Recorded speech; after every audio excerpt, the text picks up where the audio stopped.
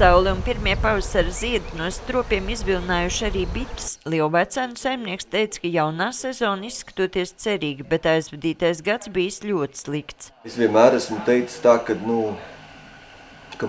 daudziem tur nav medus, man vienmēr ir, ka vajag tikai noķert to mirkli un izmantot.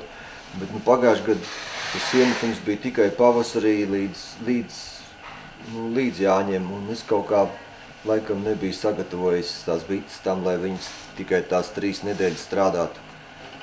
Medus ienesums gan nav vienīgā problēma. Daudzviet bites arī ļoti slikti pārziemojušas, un kā viens no iemesliem tiek minēts barības trūkums jaunu bišu izaudzēšanai. Protams, triumfēja visādas dažādas slimības, un bišu skaits bija mazs, un bites bija vecas, kas ieiet uz ziemošanu.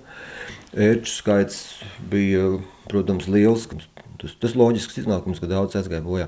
Lielvecēnu 300 bišu saimes izvietotas dažādās vietās, un arī pārziemošana bijusi dažāda. Vienā no vietnēm piepalīdzējuši arī nelūgti medus tīkotāji. Saimnieks lēš, ka kopumā zaudēt ap 10% bišu saimi, bet daudz bēdīgākā aina pavērs mācību pētījumu saimniecības vecauts Dravā, kur bojā gājusi apmēram puse no saimēm. Lienas praksē tik slikti bites pārziemojušas otro reizi, bet iemesli tam varot būt vairāki. Un katra saime ir savādāk. Varbūt, ka vienai saimei no rudens puses jau kaut kas nav kārtībā bijis, jo tās, kas ir nokrituši, barība ir ļoti daudz iekšā, viss ir kārtībā, bet nav pašu bišu. Tas mitrums, tas varētu būt arī tas vainīgais, ka ļoti mitra bija, tā kā augstums jau nav tik traks, kā tas mitrums, kas kaitē bitēm.